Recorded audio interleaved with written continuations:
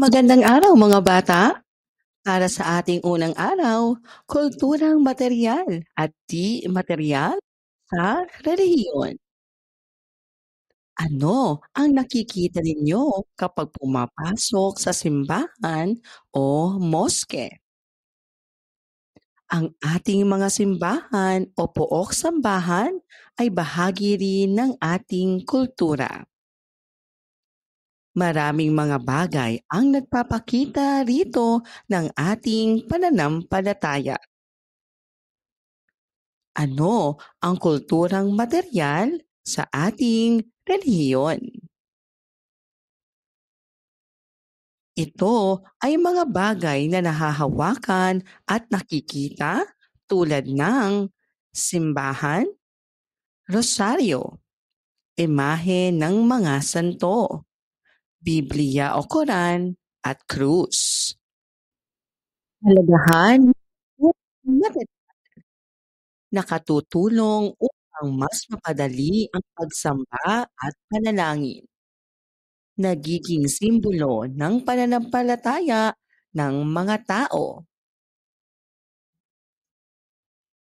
Pinapakita ang kasaysayan at tradisyon ng relihiyon at nagsisilbing gabay at paalala sa mga turo ng Diyos. Ano ang kulturang di materyal sa ating relihiyon? Ito ay mga gawain at paniniwala na hindi nahahawakan tulad ng panalangin, pagbibinyag, pagkanta ng himno, at pananalig. Kahalagahan ng kulturang di materyal. Nagpapalalim ng ugnayan ng tao sa Diyos. Nagpapalakas ng pagkakaisa ng pamilya at komunidad sa sama-samang panalangin o pagsamba. Nagtuturo ng kabutihang asal at disiplina. Nagbibigay ng pag-asa at kapanatagan sa puso ng mga mananampalataya. Gawin natin. Sabihin kung ang mga sumusunod ay kulturang materyal o kulturang di materyal. Panalangin, rosaryo, moske, pagbibinyag, Biblia o Koran, simbahan o sambahan, imahe ng mga santo, pag-awit ng himno, krus. Gawin natin. Isulat ang tama kung wasto ang pinahahayag at mali naman kung hindi.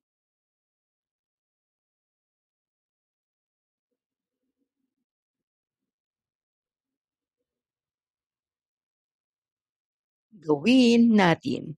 Gumuhit ng isang kulturang materyal na nakikita at ginagamit ninyo sa inyong relihiyon. Laging tandaan ang kulturang materyal katulad ng simbahan, krus, Biblia, moske at rosaryo ay mahalaga dahil ito ay nagsisilbing simbolo at paalala ng ating pananampalataya. Ang kulturang di materyal katulad ng panalangin, pagsisimba, pag-aayuno, pagkanta ng himno ay nagdudulot ng malalim na ugnayan sa ating Diyos. Ikalawang araw, kulturang materyal at di materyal sa sining ng musika at pagsasayaw. Alam mo ba ang kantang Bahay Kubo at Leron Leron Sinta? Nakasayaw ka na ba ng tinikling o pandango sa ilaw? Ang mga musika at sayaw ay isa rin sa mayamang kultura sa ating bansa. Dapat nabigyan natin ito ng pagpapahalaga dahil ito'y sumasalamin sa ating pagka-Pilipino. Ano ang kulturang material sa musika at sayaw? Ito ay mga instrumentong pangmusika, kasuotan, gamit sa pagsasayaw at entablado, katulad ng gitara, tambol, tamborin at mga kasuotan. Ano ang kulturang di material sa musika at sayaw? Ito naman ay mga awitin, tugtugin, galaw ng sayaw, ritual, damdamin o mensahe ng musika. Kahalagahan ng kulturang material at di material sa musika at sayaw. Nagpapakita ng kultura at tradisyon. Nagpapanatili ng pagkakaisa. Nagbibigay saya at aliw at nagpapakita ng respeto sa nakagisnang kaugalian. Gawin natin. Sabihin kung ang mga sumusunod ay kulturang material o di kulturang material. Tambol, pamaypay, himig ng awit, galaw ng tinikling, mga kasuotan. Gawin natin. Isulat ang tama kung wasto ang pinahahayag at mali naman kung hindi.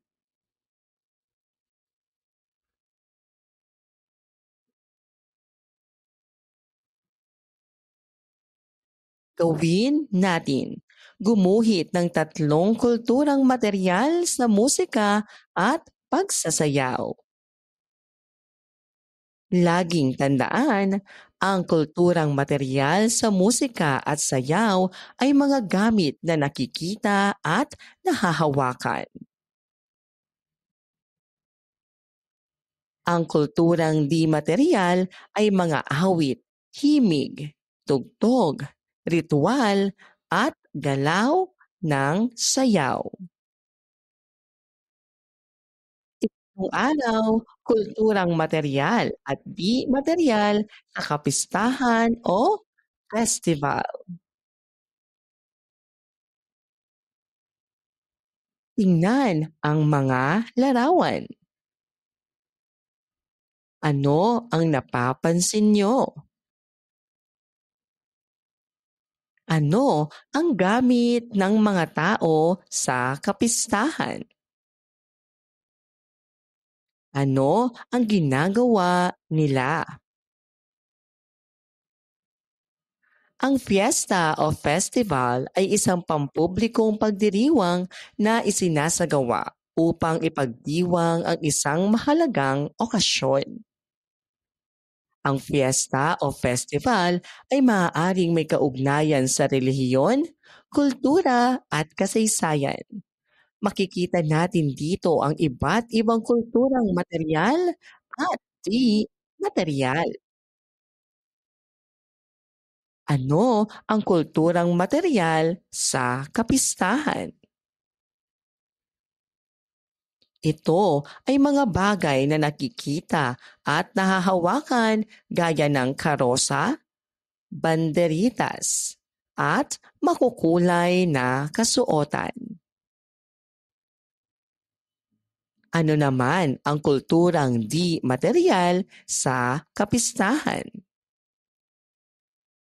Ito ay ang awitin, sayaw, ritual at paniniwala na hindi nakikita ngunit nararamdaman at isinasagawa.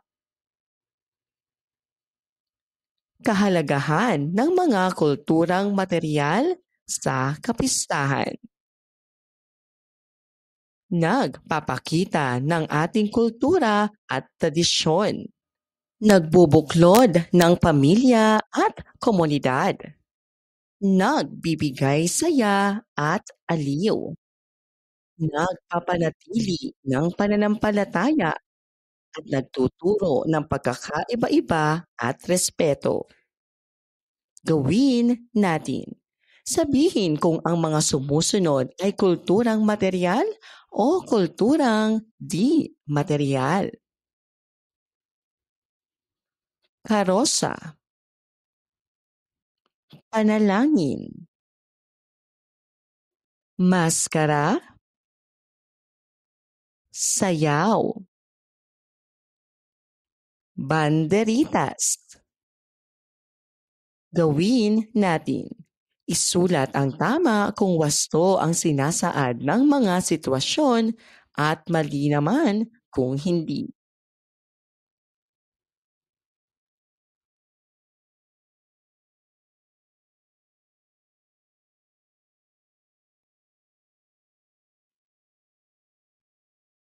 Gawin natin.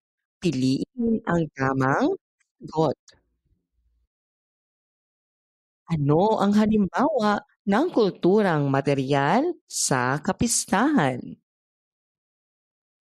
Ano ang halimbawa ng kulturang di materyal sa kapistahan? Ano ang simbolo ng pagkakaisa sa pista?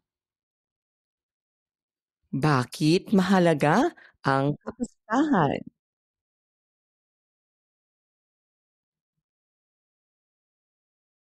Ano ang ipinapakita ng pakikilahok sa kapistahan? Laging tandaan, ang kulturang materyal sa kapistahan ay mga bagay na nakikita at nahahawakan, kagaya ng karosa, kasuotan, maskara, at pagkain. Ang kulturang di materyal ay mga awitin, sayaw, ritual, panalangin, at mga kasiyahan.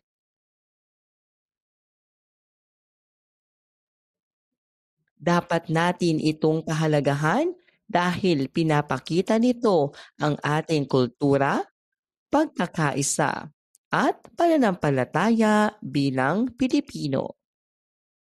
Ikaapat na araw, kulturang materyal at di materyal sa pagkain ng komunidad. Tingnan ang mga larawan. Ano ang nakikita ninyo? Paano sila kumakain? Tayong mga Pilipino ay mahilig sa mga salo-salo. Tuwing may okasyon, tayo ay nagsasama-sama upang magsaya. Ang pagsasalo ng bawat pamilya ay bahagi rin ng ating kultura na dapat nating pahalagahan at igalang. Ano ang kulturang materyal sa pagkain ng komunidad? Ito ay mga nakikitang bagay tulad ng palayok, kawali, kakanin, adobo at iba pang mga pagkain. Ano ang kulturang di materyal sa pagkain ng komunidad? Mga kaugalian at paniniwala na kaugnay ng pagkain gaya ng sabayang pagkain, pagdarasal bago kumain, at tradisyon tuwing pista. Kahalagahan ng mga kulturang materyal sa pagkain. Nagpapakita ng ating kultura at pagkakakilanlan. Nagpapatibay ng ugnayan ng pamilya at komunidad. nagtuturo ng pasasalamat at respeto, nagpapanatili ng tradisyon para sa susunod na henerasyon. Natin sabihin kung ang mga sumusunod ay kulturang materyal o kulturang di materyal. Pagdarasal bago kumain, puto bumbong, bibingka, pagsasalo-salo, lechon, baboy. Gawin natin. Tukuyin ang mga sumusunod na pagkain sa komunidad sa pamamagitan ng pagsasabi ng tawag dito.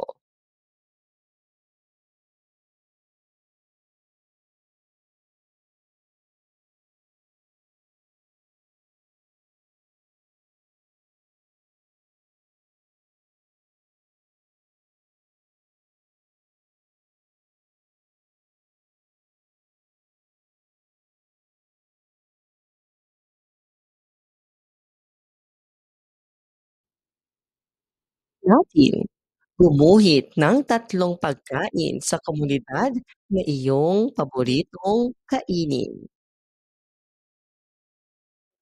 Laging tandaan, ang pagkain ay hindi lang para mabusog. Ito ay bahagi ng ating kultura at tradisyon. Mahalaga ito dahil nagpapakita ng pagkakaisa ng pamilya at komunidad.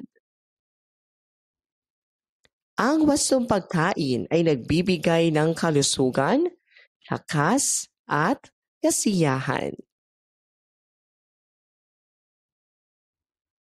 Maraming salamat po sa inyong panonood at pakikinig. Hanggang sa muli pag-aaral ng asignaturang makabansa. Paalam!